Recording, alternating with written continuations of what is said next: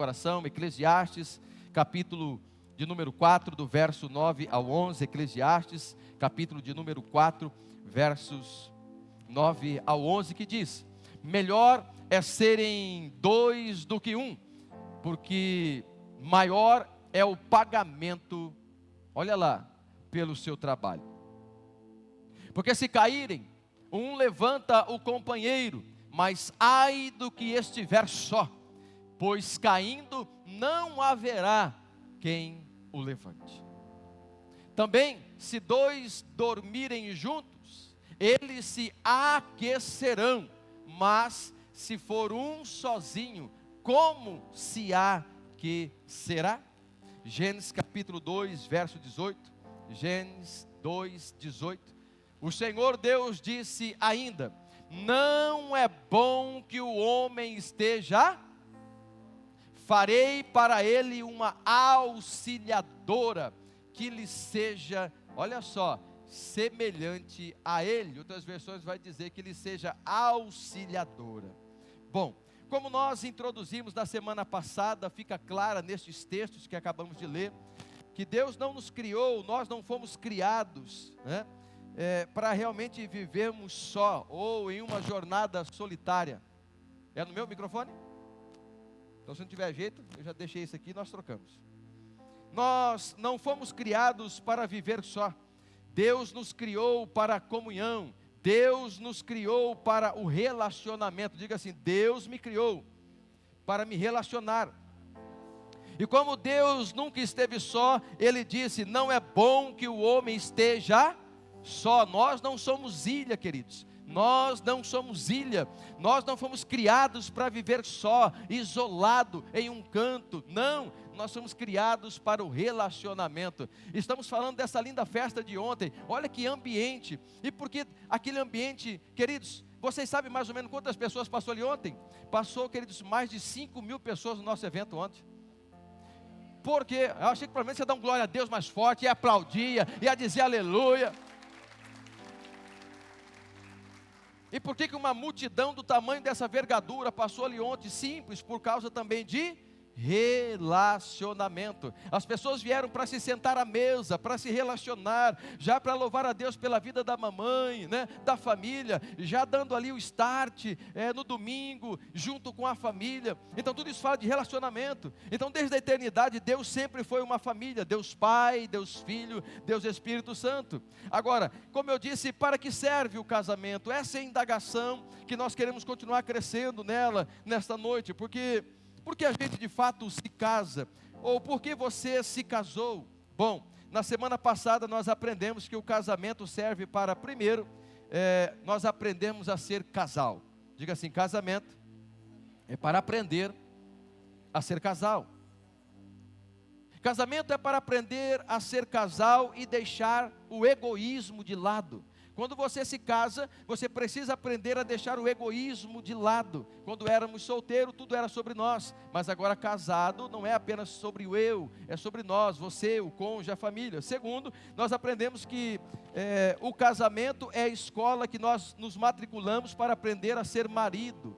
Mas aprendemos a ser marido como Jesus, como o leão e o cordeiro que Jesus é. E por fim, nós aprendemos também que o casamento serve para as mulheres aprender a ser esposa, para elas aprender a ter a voz doce.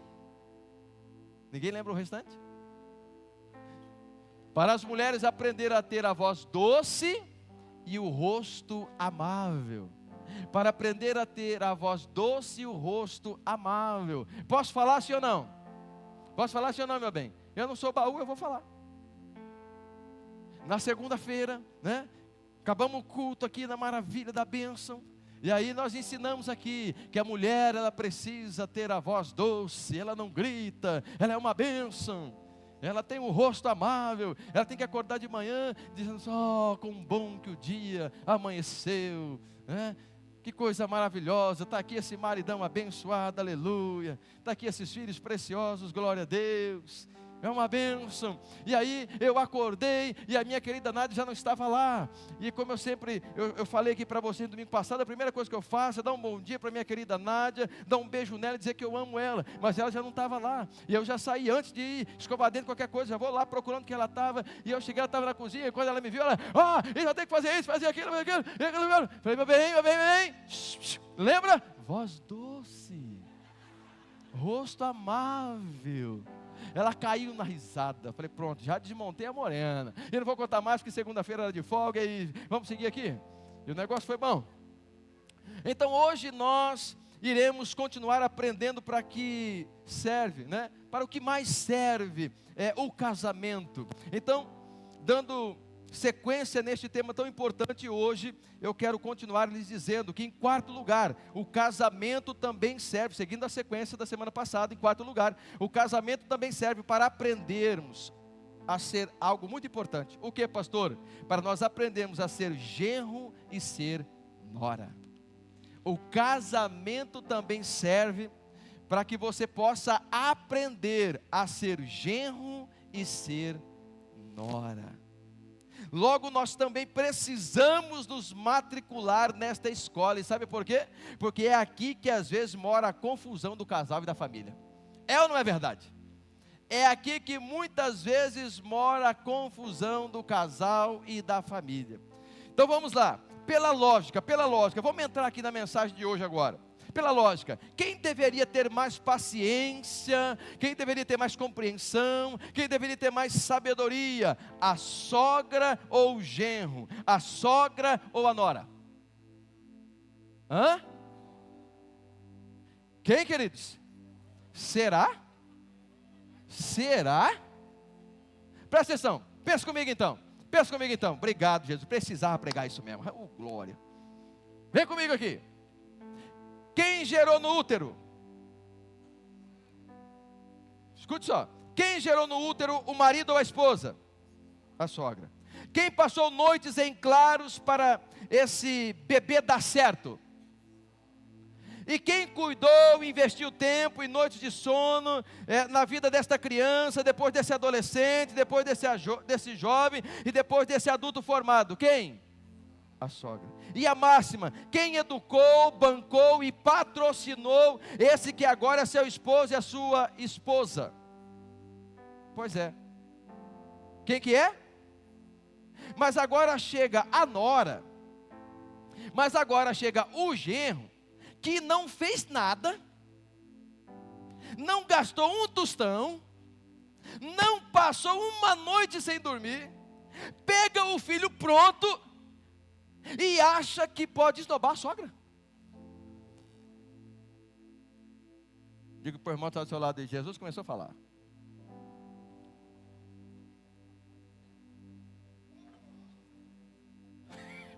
Cuidado que você vai perder a bênção.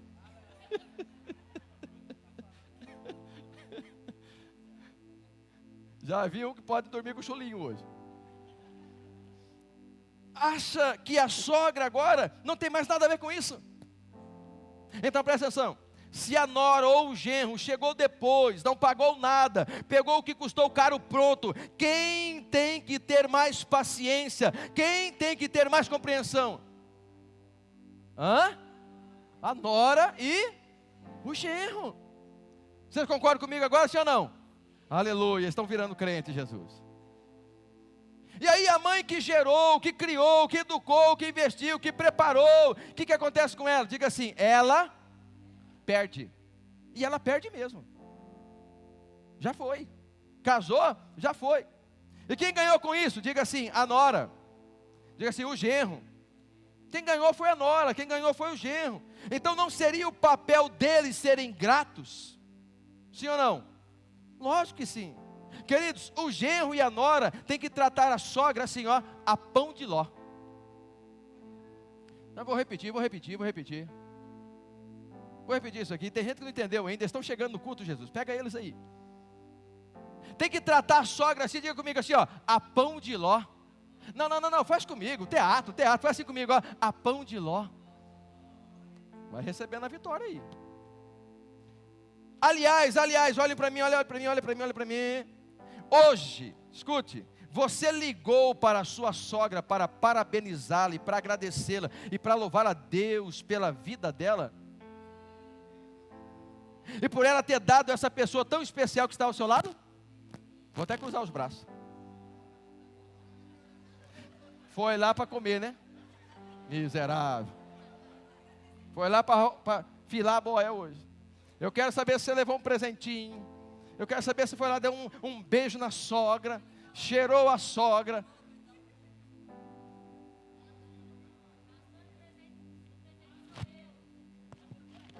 Tem gente que quer negociar o negócio aí.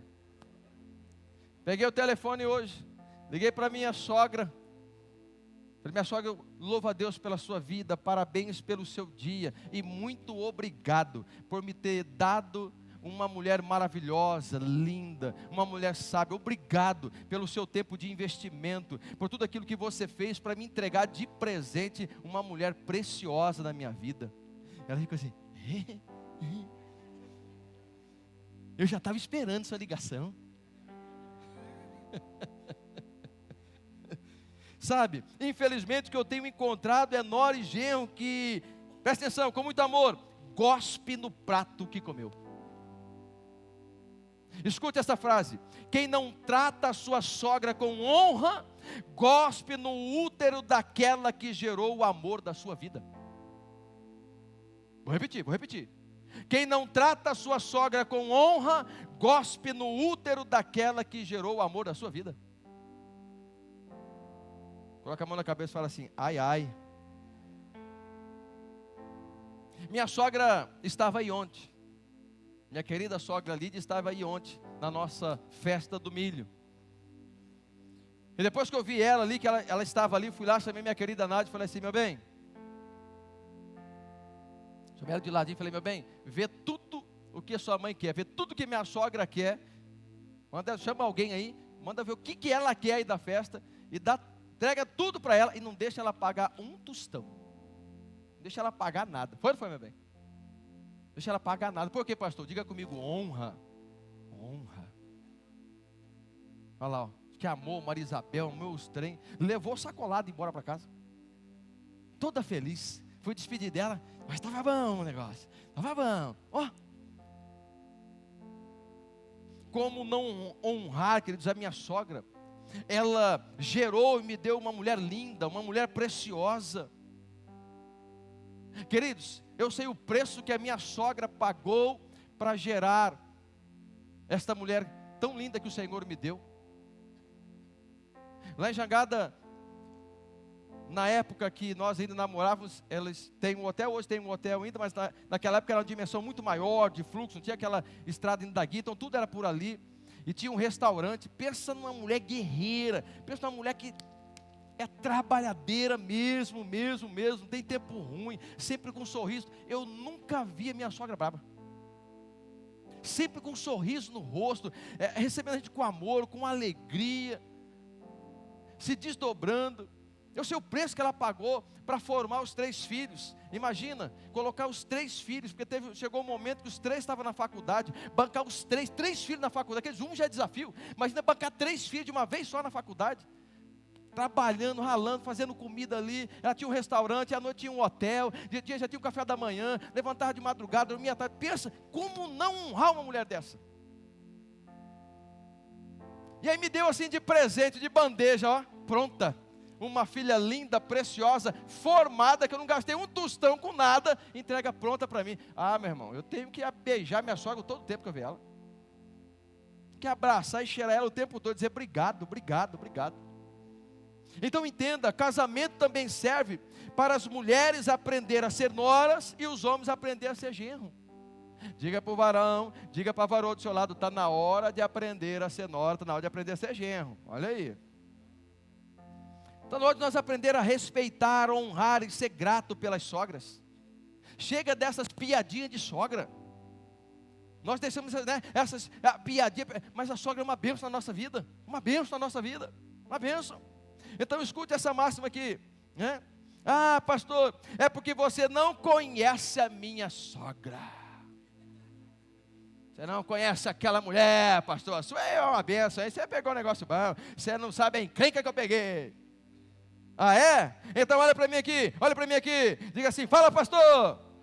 Então por que você casou com o filho dela? Então por que você casou com a filha dela? Receba a vitória. O presente é todo seu. Aí a bênção. Ei, se ela gerou o seu amor, ela já fez muito por você. Já fez demais por você. E você já tem aí motivos suficientes para honrá-la, agradecê-la e tratá-la com muito amor e respeito. Sim ou não? Agora sabe qual é a máxima? Pergunte qual? Não existe sogra perfeita. E amanhã quem não é, vai ser sogra ou vai ser sogro. Sua hora vai chegar. Se já não chegou também. Não existe sogra perfeita. Mas fique com o seu de molho. Porque uma hora, se você não é, você vai ser sogra, vai ser sogra também. Então escute. Eu acho que as noras e genros têm que melhorar. O que vocês acham, sim ou não? Meu Deus, pela força do sim, Jesus. Sim ou não, gente? Então, quinto, o casamento também serve para aprender a ser pai e mãe. Está na hora de nós também nos matricular nesta escola. Talvez para alguns já passou da hora de se matricular nessa escola. Escute, sabe qual é a máxima nisso? É que os que ainda não são mães ou não são pais, aqueles que ainda não são mães ou ainda não são pais, eles olham para as crianças dos outros e dizem assim: ah, se fosse meu filho, ah, se fosse a minha filha, eu já tinha mostrado como se faz, como que se educa um filho, eu já tinha feito isso. Não tem aquele momento que a criança está lá no mercado, né? No mercado. Mercado é o lugar de você encontrar isso. Pronto, aí eles veem os skin, eles veem os docinhos, pronto, aí passa, se fosse meu filho. Escute isso aqui, ó. Qualquer mulher e qualquer homem é a melhor mãe ou o melhor pai do mundo antes do primeiro filho nascer. Vou repetir. Qualquer mulher é a melhor mãe do mundo, ou qualquer pai é o melhor pai do mundo antes do primeiro filho nascer. E sabe por que eu digo isso? Porque esses que dizem, se fosse meu, nasce o primeiro filho, aí eles não sabem mais o que faz. Me prova isso, pastor. É um desespero. Vai atrás de mãe, vai atrás de vó, vai atrás de tia, vai atrás da vizinha. Como que faz isso? Meu Deus do céu. Tem um trem pendurado aqui. O que faz com esse trem? É um umbigo, irmão. Vai cair. Mas não sabe o que faz. E agora? Como que faz? Será que está vivo ainda? Já não está mamando? Como que faz? É assim ou não é, gente? Aí, ó. Mas antes de ter, parece que é doutorado em tudo. Mas aí quando o filho vem, aí o negócio muda. Ou seja, sabe quem nos ensina a ser pai e mãe? Pergunte quem? Os nossos filhos. É os nossos filhos que nos ensinam a ser pai e a ser mãe. Eles que nos moldam, eles que nos ensinam. Porque pai e mãe não vem pronto. Pai e mãe se constrói. Se constrói. Alguém que nasceu pronto para ser pai e para ser mãe? Eu não. Eu aprendi a ser pai com o meu filho Murian. Porque antes eu não sabia nem para onde ir, o que fazer. Agora você aprende a ser pai, você aprende a ser mãe quando os seus filhos nascem. Eu fiquei tão desesperado quando o Murian nasceu. A enfermeira veio trazer ele assim para mim. E eles nascem tudo com a cara tudo esquisita. Vem falar para mim que filho nasce bonito, que é mentira esse negócio. Eles nascem, parece com a cara, o joelho assim, tudo esquisito. E ela veio assim para mim. E o Murian assim, estava tudo encebado, o cabelinho assim, tudo assim, enroladinho, tudo misturado assim. Aí eu falei, olha papai, seu filho. Falei, você enganou, esse aí não é meu não. Olha meu cabelo aqui, esse aí não é meu não. A minha sogra caiu na risada, ela ria. Larga de ser bobo, menino. Tá vendo que ele está tudo ainda encebado aí? Aí foi lá, limpou ele. Aí trouxe, falei, agora está limpo, vai lá ver. Falei, agora é o meu. Então você só aprende a ser pai, aprende a ser mãe depois que o seu primeiro filho nasce. Porque pai e mãe não vem pronto, se constrói, amém, povo de Deus? É por isso que hoje eu consigo também exercer paternidade espiritual na vida de cada um de vocês. Porque eu aprendi a ser pai com o meu filho Murian. Logo, é no casamento que você aprende a ser pai, é no casamento que você aprende a ser mãe. Amém, gente? Sexto, casamento é a escola que você se matricula para também aprender, chegou a vez, a ser sogra e a ser sogro. Escute isso aqui, vou repetir. Casamento também é a escola que você se matricula para agora você aprender a ser sogro e agora você aprender a ser sogra. E aqui que também eu quero firmar um pouco mais hoje aqui. Você está preparado?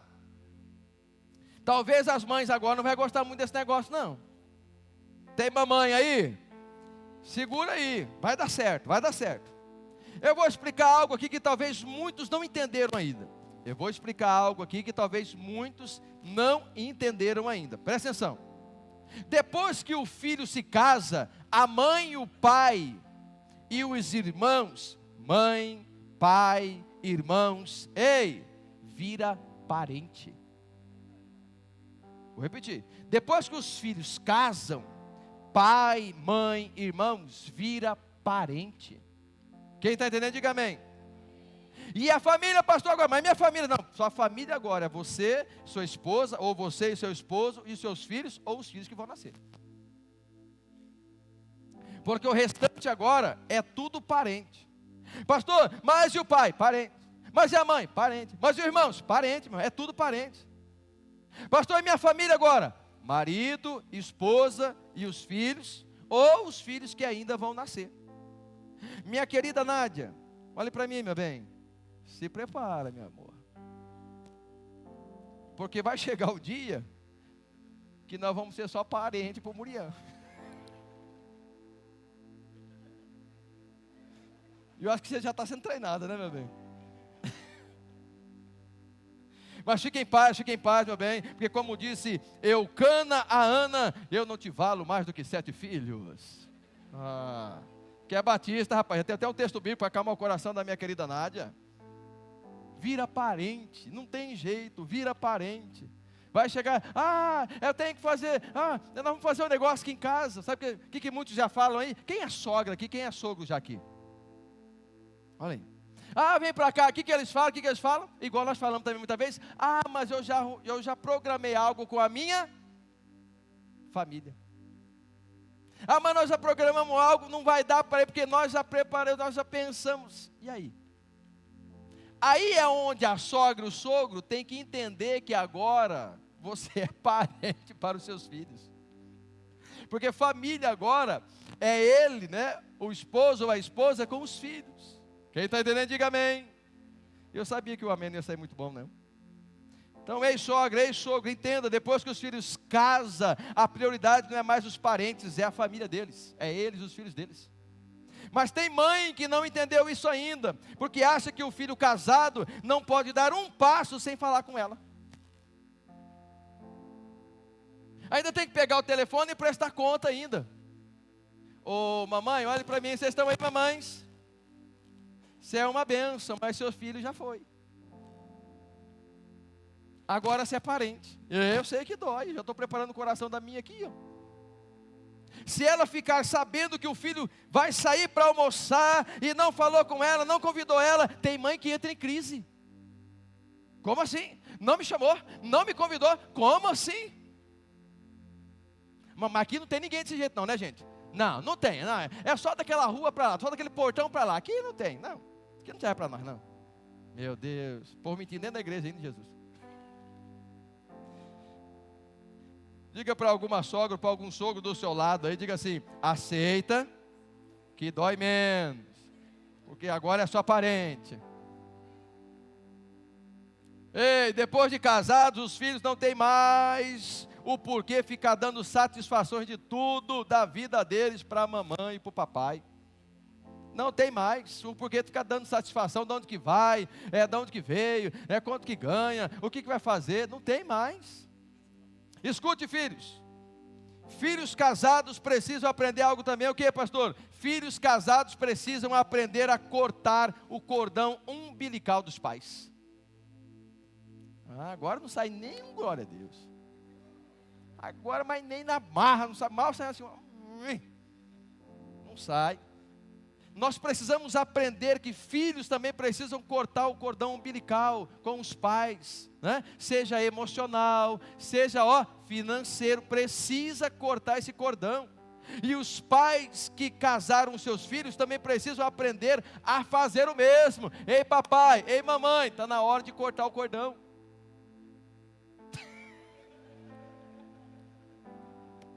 Eu estou falando que tem gente que vai dormir com chulinho hoje. A Bíblia diz assim, deixa o homem seu pai e sua mãe, e se una a sua, e se torne com ela uma só carne. Lembre-se, torna uma só carne é com a esposa, não é com a mãe, não é com o pai, não é com os irmãos, não é com os filhos, é com a sua mulher. É com a sua mulher. Então, casou, diga assim, libera. Ei papai, ei mamãe, casou, libera. Vai na bênção, vai cuidar da sua família agora. A missão dada foi cumprida, agora vai debaixo da bênção. Pais, me entendam, você vai casar o primeiro. Quem tem mais de um filho aqui? Quem tem mais de um filho aqui? Então entenda isso aqui, você vai casar o primeiro, você vai casar o segundo, quem tem mais o terceiro, a irmã abençoada, vitoriosa, eu estou orando por essa irmã, que tem 6, vai casar os 6, aleluia. No final de tudo, sabe só quem que fica? Só o casal. A casa, ela fica parecendo um hotel de 100 apartamentos. Fica um buraco dentro de casa. Você tem que aprender agora a lidar com uma coisa. O que, pastor? Diga assim, ninho vazio. Você precisa aprender a lidar com esse negócio agora. Nós já estamos aprendendo cedo, né, meu bem? Hoje lá, só eu e ela, dia das mães, eu e ela, eu de um lado e ela do outro assim.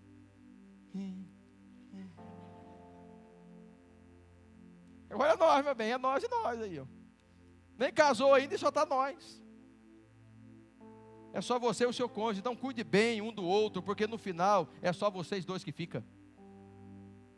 Não, eu já ouvi, queridos, vai para 20 anos cuidando de gente. Não, pastor, mas marido não é parente, mulher não é parente, não é de sangue, não corre aqui, é filho é parente, corre a veia aqui, pastor. Marido rumo outro, mulher rumo outro, filhão.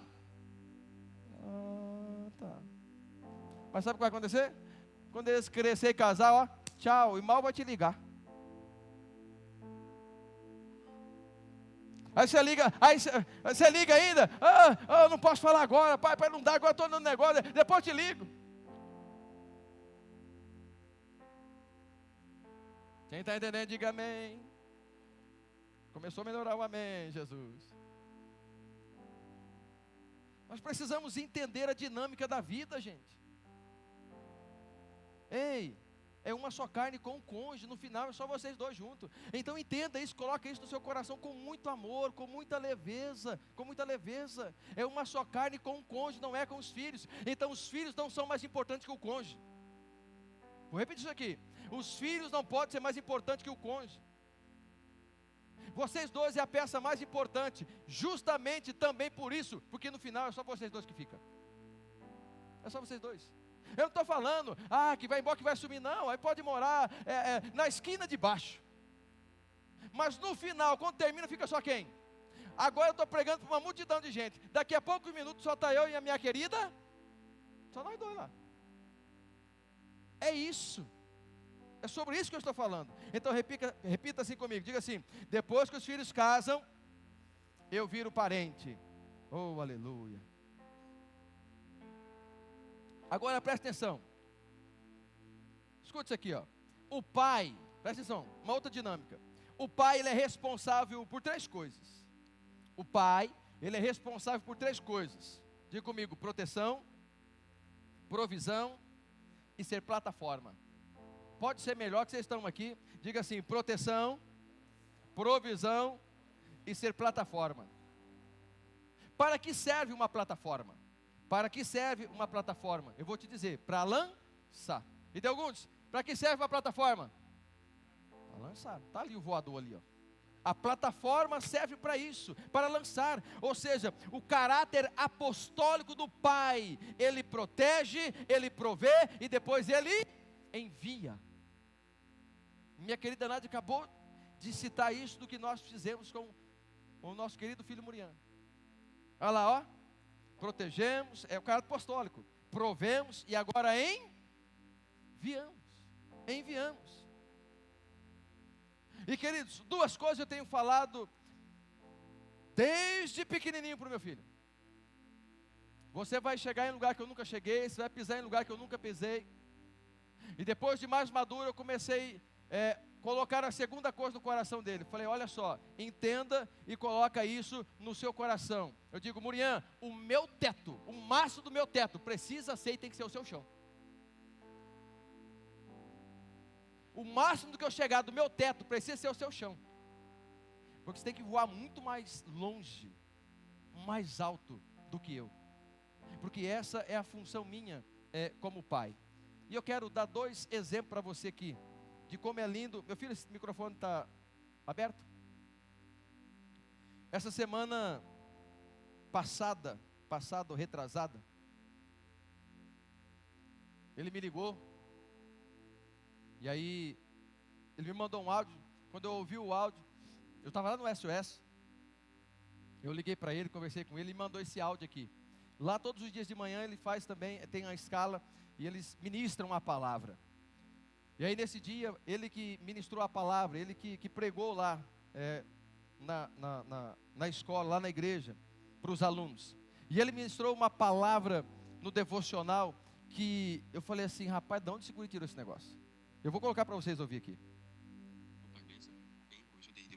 Espera aí, tá solto, meu filho aí? Oi?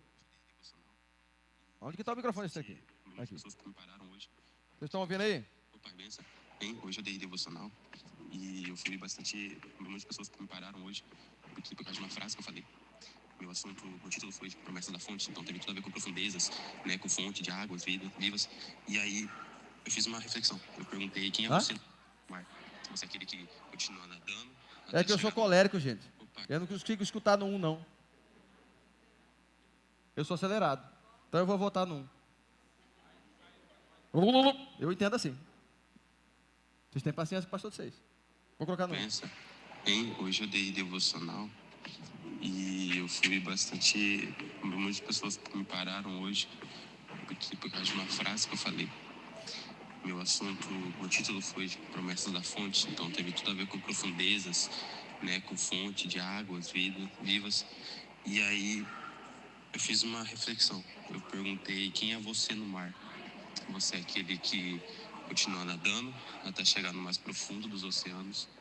Você é aquele que decidiu parar de nadar, você só tá boiando, sabe?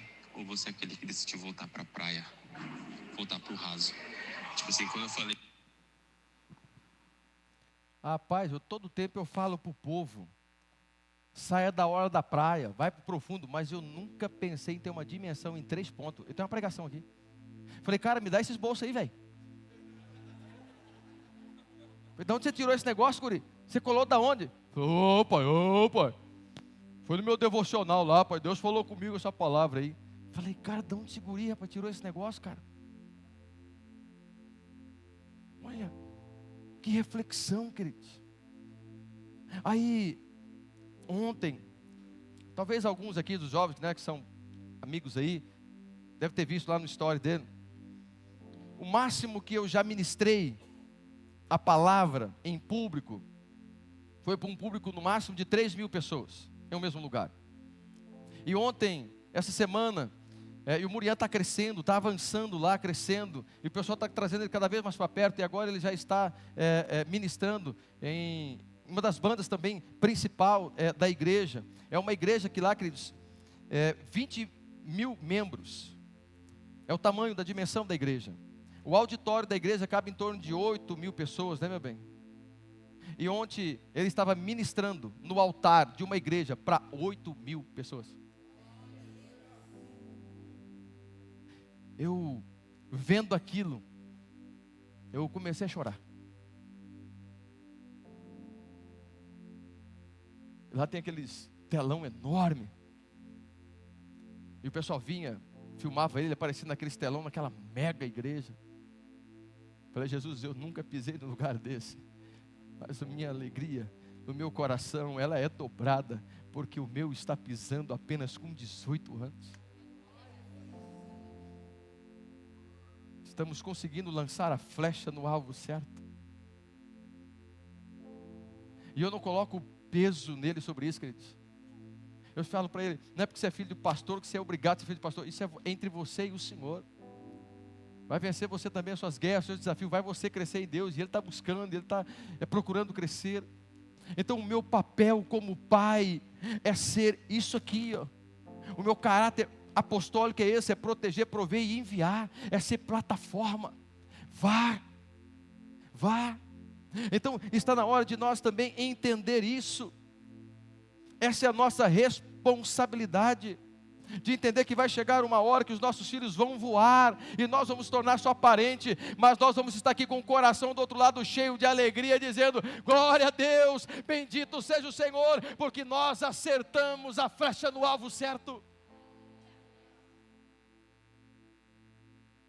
O objetivo foi alcançado,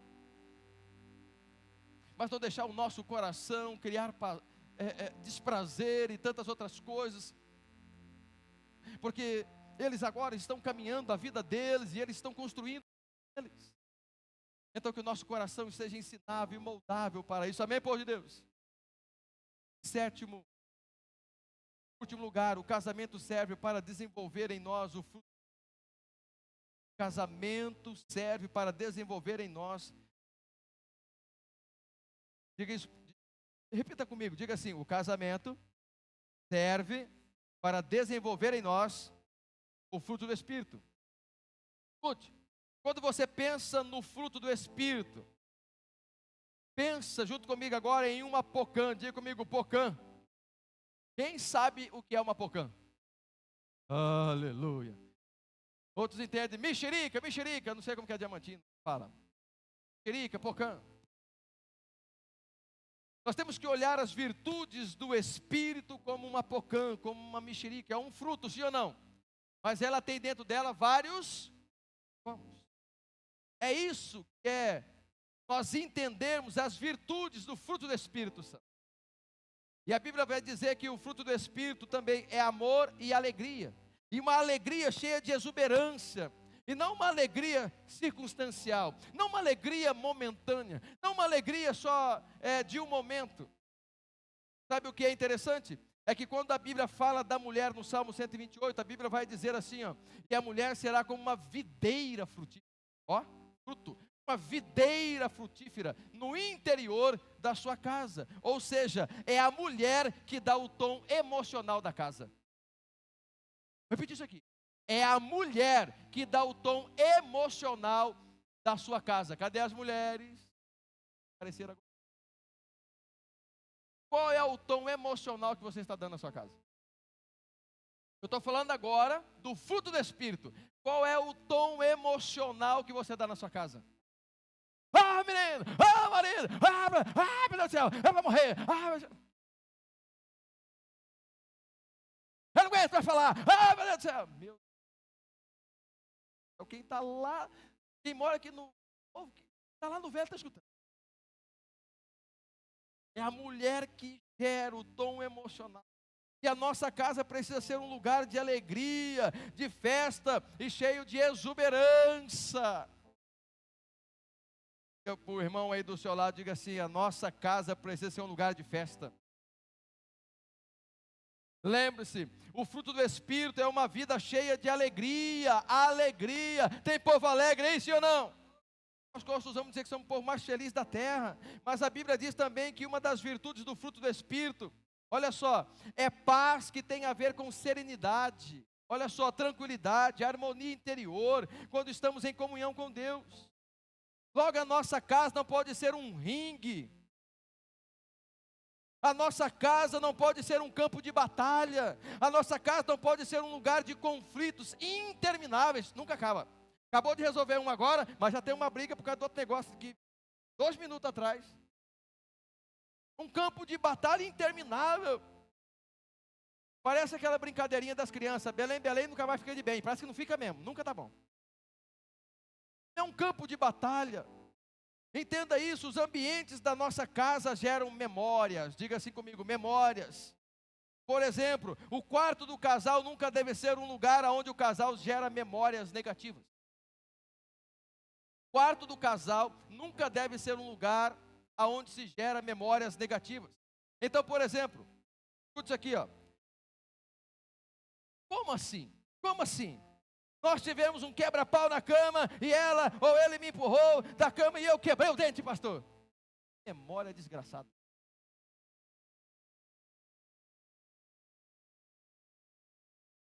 Que memória, irmão. Você tem que gastar uns 10 mil ainda para arrumar agora. Dentro da casa. Ah, não tem um dentista ali. Aleluia. Quer coisa, procura a irmã. Mas não vai quebrar dente de ninguém não, gente, pelo amor de Deus. É para gerar memória. Que memória você tem lá no seu quarto? Quais são as memórias? Eu estou pedindo desconto, vocês estão vendo, né? Escute isso aqui, ó. Escute. São essas 3 memórias que o casal deve gerar dentro do seu quarto. Primeiro, o quarto deveria lembrar devocionalidade com Deus. Segundo, o quarto deveria lembrar, olha só, de descanso. O quarto deveria lembrar de descanso.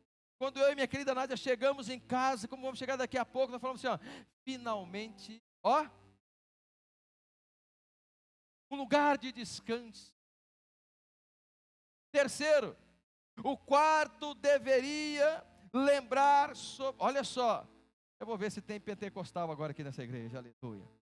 O quarto deveria lembrar de momentos de intimidade sexual do casal. É gente que está precisando ouvir mais uma pregação sobre isso aqui. Vou repetir de novo. Gerar memórias da intimidade do casal. Meu Deus, Jesus, ajuda eu. É o lugar onde o amor é celebrado, gente. Porque, fala, o crente tem problema de falar de sexo no casamento. Nós não faz esse negócio, não. Pronto, meu bem, nós vamos falar aqui, no meio da família, nós vamos falar sobre a intimidade do casal, mas só com os casal aqui, porque tem gente que não pode ouvir ainda. Nós temos um tabu sobre isso, gente. Talvez é por isso que muitas coisas estão acontecendo no meio do povo de Deus. Porque nós temos isso como um tabu. Queridos, Deus é que gerou a intimidade sexual, mas dentro do casamento. Isso é uma bênção, igreja. Ufa, consegui despertar o povo. Achei que o povo não ia chegar. Os guerreiros que estão começando a animar. Vai dar certo, minha irmã. Fica na bênção aí, fica no óleo, como diz a gurizada aí. Fruto disso como uma bênção do Senhor. Outro lugar que deveremos gerar memórias positivas. É lindo, ó. Um outro lugar que devemos gerar memórias positivas em nosso lugar, com serenidade, harmonia, paz e alegria. Diga comigo assim, é na mesa. Aí tem gente que investe em uma televisão de 80 polegadas, mas não investe numa mesa de 1 por 1 em casa.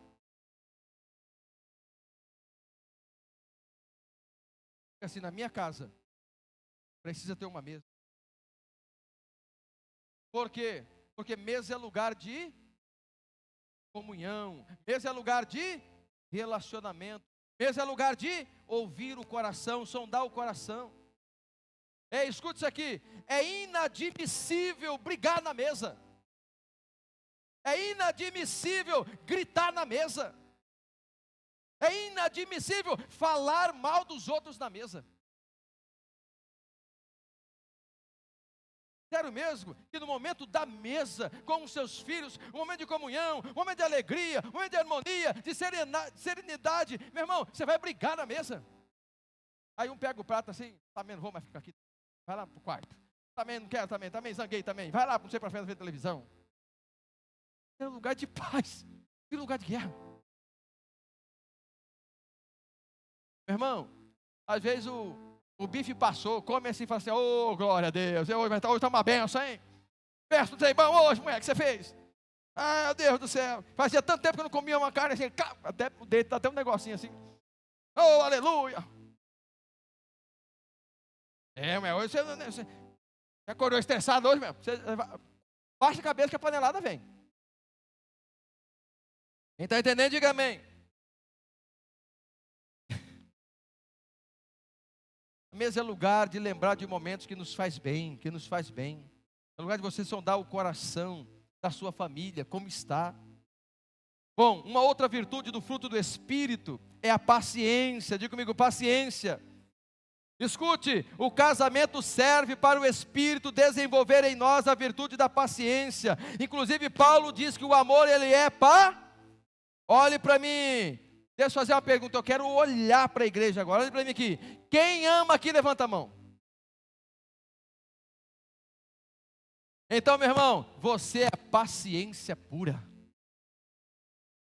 Então, minha irmã, você é paciência pura. Por exemplo, presta atenção, presta atenção. O maridão chega em casa, meu amor, já é 1:30 da tarde, eu estou aqui morrendo de fome, o almoço não está pronto, eu já tenho que voltar correndo para o trabalho, mas fique em paz, eu vou te esperar orando pacientemente. Ela, olha só, ele marca para sair com você às 19 horas, está chegando o dia dos namorados. Estou preparando o terreno, homens da força, você não pegar a dica. Meu Deus, 2 chegou. Ele marca de sair com você no dia dos namorados às 19 horas, mas já é 20 horas e ele não chegou ainda.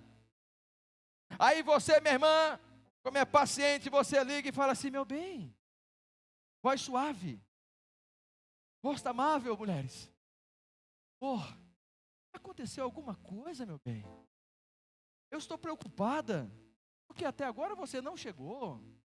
Mas fique em paz, eu estou orando por você. Passe. Depois eu vou orar pelo espírito de mentira também. É assim, irmão? É assim, irmã? Mas precisa ser. Mas precisa ser. Então escute isso, muitas vezes para que se você colocar isso aqui no seu coração sobre o fruto do Espírito, você já aprendeu tudo. Escute isso aqui, ó. Muitas vezes, para que o Espírito gere em nós paciência, Ele nos coloca na fila de espera dentro de casa. Quer aprender paciência? Deus vai te colocar na fila de espera dentro de casa. Mas o que acontece muitas vezes? Está vendo? Não me prioriza. Está vendo? Sempre eu sou o último. Está vendo? Ei, o casamento serve para que o Espírito desenvolva em nós um espírito de paciência. Paciência com o bebê, paciência com o pré-adolescente, paciência com o adolescente, paciência com o filho jovem, paciência com a nora, paciência com o genro, paciência com a sogra, paciência com o marido, paciência com a esposa. Paciência é a capacidade de suportar dificuldades, provações, demoras e tudo isso sem perder a calma. Paciência de esperar o pastor que não acabou de pregar ainda, aleluia. Ei, queridos, eu sei, isso não é fácil. Ser paciente é fácil? Você viu como que é meus áudios, né? É quase no 2 lá. É fácil ser paciente, queridos? Não. Eu pego na mão da minha querida Nádia, eu estou na 5ª, ela está na 1ª ainda. Jesus. Bem, meu bem. Paciência de esperar o time dela. Aleluia. Mas ela também tem que ter paciência. Oi, fica, espera. Paciência. Então repita comigo assim: os meus hábitos revelam quem me habita. Aqui tem uma chave poderosa. Os nossos hábitos revelam quem habita dentro de nós. Entenda isso. Sabe quando é que a gente revela o que tem por dentro? Quando Deus nos espreme. Quando Deus nos espreme, é revelado o que habita dentro de nós. Quando a vida nos espreme, quando as situações nos espremem, aí se sabe o que tem por dentro. Então presta atenção, quantas vezes no casamento, nas relações com os filhos, nas relações com a nora, com o genro, com o sogro, com a sogra, com o patrão, com o empregado, quantas vezes nós somos espremidos? E é aí que a gente fica sabendo o que é que realmente habita dentro de nós. É aí que a gente sabe o que é que você realmente carrega. É nesses momentos que a gente sabe o que cada um carrega. Ei, É nesse momento que a gente fica sabendo se dentro de você tem amor, se dentro de você tem alegria, tem paz, tem paciência, tem bondade e tem amabilidade. Porque em tempos de bonança, dá para a gente enganar. Em tempos de sucesso, dá para a gente disfarçar. Em tempos que está tudo bem, dá para a gente fazer de conta que é crente. Mas quando a gente é desafiado, provocado, olha só, tratado de forma injusta, atingido pela flecha da ingratidão, atingido pela pedrada da calúnia, olha só, dos desrespeitos e da desonra, aí a gente mostra o que temos por dentro. Quem está entendendo, diga amém.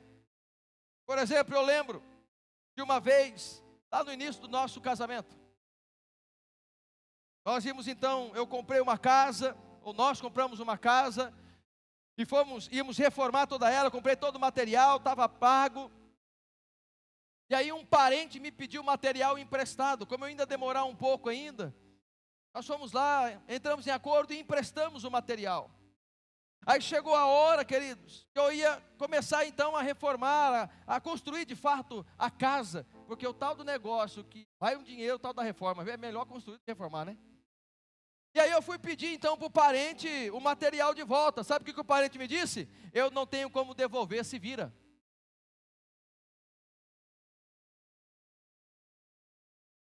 É aí que a gente realmente é exprimido. É aí que a gente revela o que realmente tem por dentro.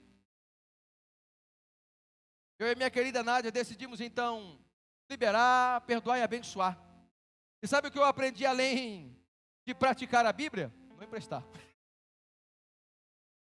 Mas sabe o que eu aprendi com isso? Escute isso aqui, ó, que às vezes Deus permite que uma situação te espreme para ver se as virtudes do Espírito Santo aparecem. Para ver se realmente o Espírito está dando espaço. Se nós estamos dando espaço para o Espírito realmente gerar o caráter de Cristo em nós. Gerar o caráter de Cristo em mim, em você. Então preste atenção e guarde isso. Quem carrega o céu não deixa as marcas do inferno para onde passa. Olha aqui para mim. Escute isso aqui é forte. Quem carrega o céu não deixa a marca do inferno por onde passa. Quem carrega o céu aí, levanta a mão. Quem carrega o céu aí, levanta a mão. Então escute, gritaria tem a ver com o céu ou o inferno? Estupidez tem a ver com o céu ou com o inferno? Grosseria tem a ver com o céu ou com o inferno? Ódio tem a ver com o céu ou com o inferno? Inveja tem a ver com o céu ou com o inferno? Posso apertar um pouco mais, sim ou não? E ficar uma semana brigado sem conversar tem a ver com o céu ou com o inferno? Pois é. Então pergunto novamente, você carrega o céu? Escute isso. Algumas pessoas depois que vão embora, deixam um ambiente poluído. Sim ou não? Quem já teve essa sensação? Algumas pessoas depois que saem do restaurante, depois que saem da casa do parente, depois que saem da roda dos amigos, quem ficou diz assim, já foi tarde, pensei que não ia mais embora. Eu já vi isso aqui acontecer. Só que a pessoa mesmo não desconfia e ainda acha que é o máximo. Agora, como é lindo quando você sai e todos dizem assim, esse cara, essa mulher precisa voltar, pois ele e ela deixou o ambiente um pouco melhor, ela deixou um ambiente leve, saudável. Este homem, esta mulher, carrega algo que eu quero aprender um pouco mais sobre isso. Ei, não se esqueça, quem carrega o céu não deixa as marcas do inferno por onde passa. Por isso, eu quero profetizar que a sua casa é um pedacinho do céu.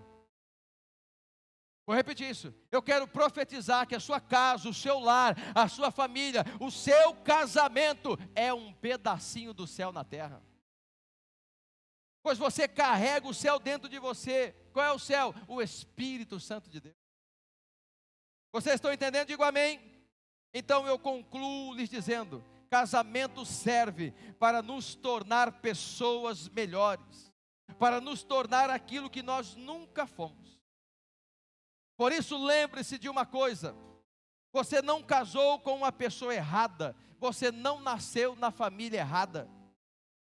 Você só precisa entender que é hora de se matricular nesta escola da vida chamada casamento, chamada